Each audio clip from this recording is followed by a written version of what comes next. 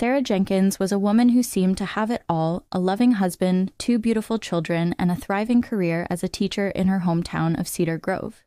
Her days were filled with laughter, the joy of family, and the fulfillment of helping young minds grow. But life has a way of changing in an instant, and for Sarah, that moment came on a rainy autumn evening.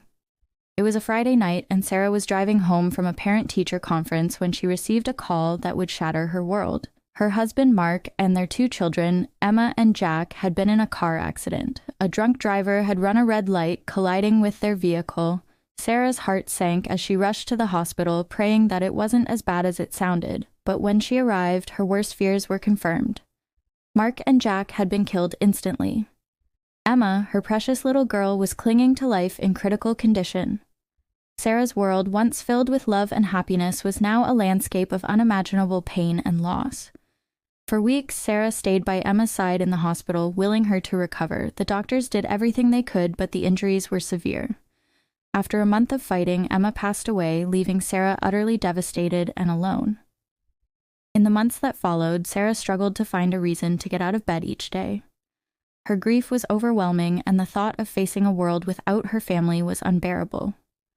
She felt as though her life had lost all meaning, and she was consumed by anger and despair. But deep inside, Sarah knew that her husband and children wouldn't want her to give up. Slowly, the anger and grief began to transform into something else, something stronger. Sarah realized that she could not change what had happened, but she could use her pain to make sure no one else would have to go through what she had.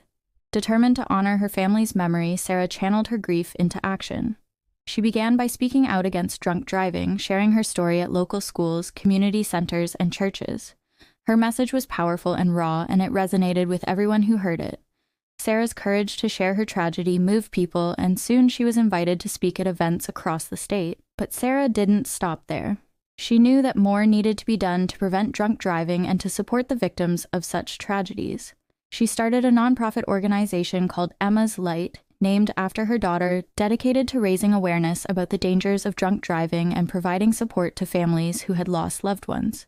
Through Emma's Light, Sarah launched educational programs in schools, partnered with local law enforcement to increase DUI checkpoints, and advocated for tougher penalties for drunk drivers.